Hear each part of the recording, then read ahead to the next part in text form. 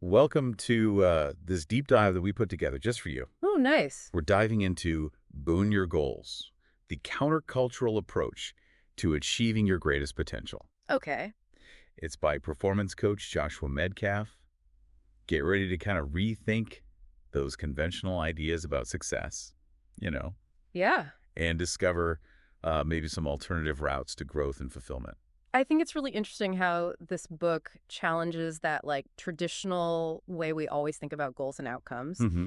Metcalf really wants us to shift our thinking. Okay. He wants us to think more about internal development. Okay. So like character and relationships more than external achievements. I'm super intrigued by that analogy he uses Oh, yeah.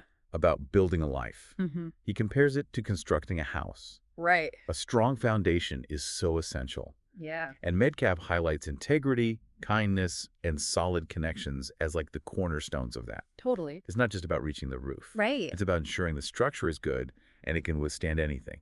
Exactly. And to visualize that he has us imagine reading our own obituary. Oh, wow. What would it say? Hmm. Would it be about accomplishments or would it talk about the impact we had on people Yeah. and the values that we had? This exercise really gets us thinking about what's really important.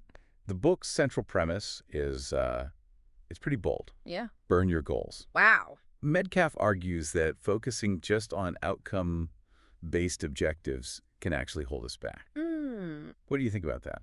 Well, it's more about understanding the limitations of outcome-based thinking. Mm-hmm. Metcalf has this great story Okay. about a golfer who had really bad performance anxiety. Oh, okay. He told her to get rid of her goals list Wow. and instead make a commitment list, Interesting. focusing on things she could control every day. Okay. This little change from the result to the process really helped her mindset and her game. So it's not about having no ambition. Right. It's about changing your focus. Instead of just thinking about the finish line, we think about the steps we take each day. Yeah, And we build the discipline and resilience we need for long-term success. absolutely. Metcalf argues that the way we usually set goals can make us feel entitled. Oh, okay. We forget about the journey Okay. because we're so focused on the destination. Right. This mindset makes us go up and down emotionally Hmm. based on if we win or lose. Yeah. He says true mental toughness is much better. I love his definition of true mental toughness. Mm-hmm. It's insightful, keeping a good attitude, Right. always giving your best effort, Yeah, treating everyone with real kindness, and always being grateful no matter what. totally. This framework, it's got to be relevant beyond just athletics. Oh, for sure. It applies to anything where you need effort and resilience. Okay. Imagine working with or for someone who is always like this, Hmm. no matter what's happening. Yeah. Wouldn't that make things so much better? It makes you wonder, do we really care more about what we achieve on the outside, or the values that shape what we do and how we treat people? That's a good question. Metcalf seems to be saying that we need to move away from just being goal-driven Yeah. and more towards a mission-driven way of thinking. He wants us to stop using the word goal, actually, and use words like mission or commitment instead, Interesting. to get away from that rigid way of thinking only about the result. Okay. This change in words emphasizes how important it is to find a strong purpose, Right. something that drives what we do and gives us motivation from within. This outcome-driven mentality is like everywhere in our society. Oh, yeah. Think about those interviews they do after games. Oh, right. You almost always ask about winning and the score. True. It reinforces this idea that you're only successful if you get validation from others. Yeah, it's subtle, but it's everywhere. It's interesting to think about Metcalf's own journey and how he came up with this philosophy. Mm-hmm. His story is pretty unique. His path isn't a straight line at all. Okay. He talks about how he went from wanting to be a lawyer to living in a gym closet. Wow. He was going after what everyone thinks is success. Right. But he realized that he was truly happy when he focused on helping and caring for people. Okay. Changing how he thought about things opened up opportunities he never expected. That's amazing. Right. He ended up giving a speech at the law school he always wanted to go to, Wow. working with top college athletic teams, and even making mental training apps. That's so cool. And it's all because he dared to change what success meant to him. His background in sports is also really interesting. Mm. Even though he was the last pick for his college soccer team, he became a top player Wow. through mental training and visualization. That's wild. His experiences show how powerful your mindset can be Yeah. and how important it is to focus on the things we can actually control. So we can see how a good foundation, Right. in a new perspective can lead to amazing things. Absolutely. How can we use this information to help our listeners? Yeah. What are the main ideas and practices that Metcalf emphasizes? He gives us a lot of practical tools and concepts, Right. and he explains them with stories and real-world examples Nice. to make them easy to understand and use. So they're ready to apply to their lives. Exactly. Cool. One thing that keeps coming up is how important your social circle is, Okay. the people you spend a lot of time with. Right. He says that they have a big impact on our thoughts, actions, and what we want to achieve. So we basically become like the people we hang out with. Pretty much. That's a really strong argument Yeah. from thinking carefully about who we spend our time with Yeah. and realizing that they can affect our growth and happiness. He also talks about tough times. Okay. He says that hitting rock bottom isn't failing. Hmm. It's actually a chance to grow and become more resourceful. Oh. So we should see setbacks as opportunities to learn and adapt. That really connects with this idea that challenges can make us stronger and more resilient. Mm-hmm. When we face tough things and overcome them, we're not as scared of failing anymore, Right. which allows us to take more risks and be open to new things. He has this cool tool to help us with these inner changes. Okay. It's called the Focus Body Language Self-Talk Chart. It Mhm. shows how what's going on inside of us affects our experiences in the world. Okay. He says we need to be more aware of our thoughts, our posture, and how we talk to ourselves. Right. And try to make them more positive. He's also a big believer in the power of knowledge. Absolutely. He actually challenges people to read one book every 2 weeks for a whole year. That's a lot of books. It's a big challenge, for sure. Yeah. But it could really change how we see things and help us grow as people. For sure. Learn from the wisdom and experiences of others to grow faster. He also says it's better to be prepared than to plan everything out perfectly. He thinks it's more important to be adaptable and have lots of different skills Right? instead of trying to control everything that happens. That makes sense. This is similar to being able to handle uncertainty and do well in a world that's always changing. Another important idea he talks about is the resources myth. Oh, yeah. He says that being resourceful, knowing how to use what you already have, Right. is way more valuable than having a ton of resources. It's all about being creative, finding clever solutions, and having a positive, I can do this attitude. Okay. He wants us to push past our limits and figure out new ways to solve problems, no matter where we're starting from. I really like his personal stories, Oh, yeah. especially the ones about his brother Luke, who has cerebral palsy. They're powerful. He uses those stories to show how important gratitude, joy, and perseverance are, Right. even when things are really hard. Hmm. These stories remind us that strength and resilience can come from unexpected places. He makes a difference between chasing happiness and looking for fulfillment. Okay. He compares the easy path, which often gives us temporary happiness, to the hard path. Yeah. That leads to a deeper sense of meaning and satisfaction in the end. What are your thoughts on that? I think it means that true fulfillment comes from facing challenges, going outside our comfort zones, and doing things that help others. Right. It's not about getting what we want right away. Okay. It's about doing meaningful things that match our values and purpose. He also compares being comfortable to being content, doesn't he? He does. Mhm. Settling for comfort can stop us from growing, Mm. but pushing ourselves to do more, even when it's uncomfortable, often leads to greater fulfillment. Right. It's about expanding our limits and realizing that discomfort can help us change for the better. Metcalf also wants us to think differently about responsibility. Okay. Instead of focusing on blaming others or dwelling on things that happened in the past, Mm-hmm. he wants us to take ownership of what's happening now and in the future. It's about moving from a mindset of being a victim to one of being empowered, Right. recognizing that we have the ability to shape our own circumstances. He has a great tool to help us do this. Oh, what is it? It's called the Will It Even Be a Blip on the Radar test. It helps us decide what's really important. Okay. So we can stop focusing on distractions and focus on the things that truly matter. He also stresses the importance of mastering the fundamentals. Okay. He believes that to be truly great at something, we need to consistently do the basics really well. I agree with that. And he's a big advocate for making mental training a regular part of our lives. Mm-hmm. He doesn't want us to just do it every once in a while. Right. He says we need to cultivate these principles all the time if we want real lasting change. He strongly believes that it doesn't matter where we start. Hmm. What matters is where we end up. Okay. If we put in the effort, anyone can learn any skill. He doesn't want us to use the same excuse mentality either. What's that? That's when we compare ourselves to other people. Oh, Instead, we should concentrate on our own personal growth journey.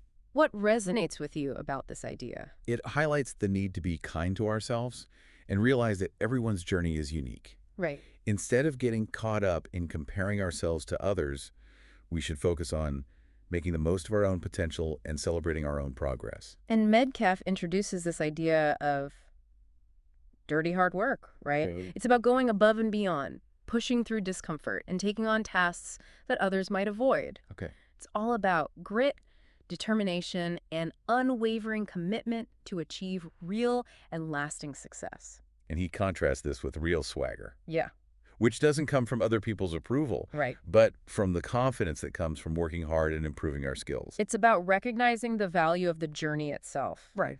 Regardless of awards or recognition from others, he wants us to look inside ourselves and think about our core values Okay. and make sure they match up with what we do every day. Makes sense. He asks us to figure out if we're making choices based on fear or love, and if we're striving for mastery or just chasing temporary results. What stands out to you when you consider these questions? It shows how important it is to be self-aware and make sure our actions line up with our deepest values. Mm-hmm. It's about knowing why we do things and making sure our motivations come from a genuine and meaningful place. Yeah.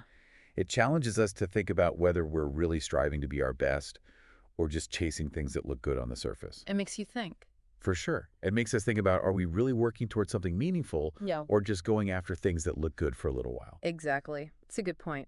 So Metcalf's idea of burn your goals, it might seem kind of strange at first. Yeah, a little bit. But maybe it's not about giving up on what we want to achieve completely. Okay. What if it's about improving how we think about our ambitions? Okay. Shifting from just wanting more stuff to working on who we are as people. It's about realizing that true success starts from within.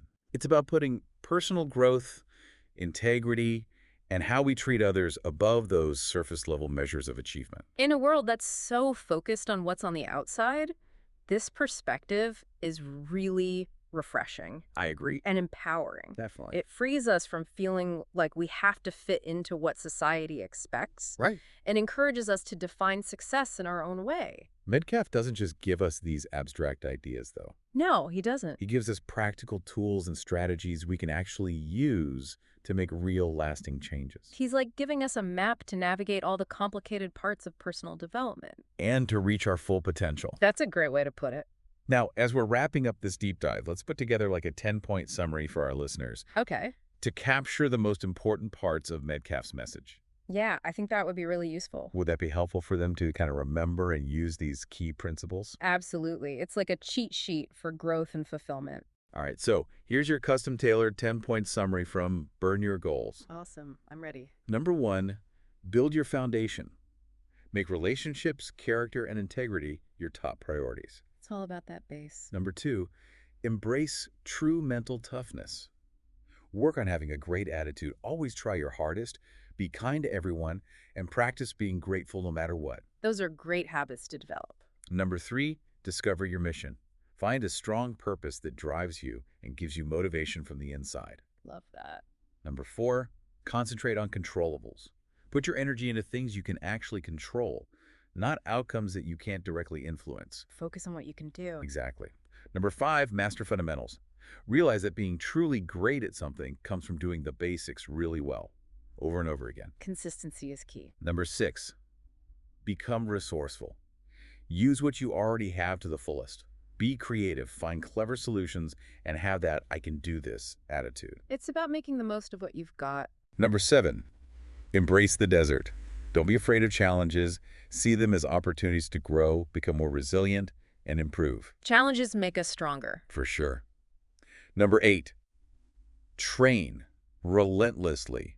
Make mental and physical training a part of your everyday life, not just something you do once in a while. Make it a habit. Number 9, cut the ropes. Figure out what beliefs are holding you back and challenge them. Replace them with thoughts that empower you and help you grow. Get rid of those negative thoughts. And finally, number 10, find your real swagger.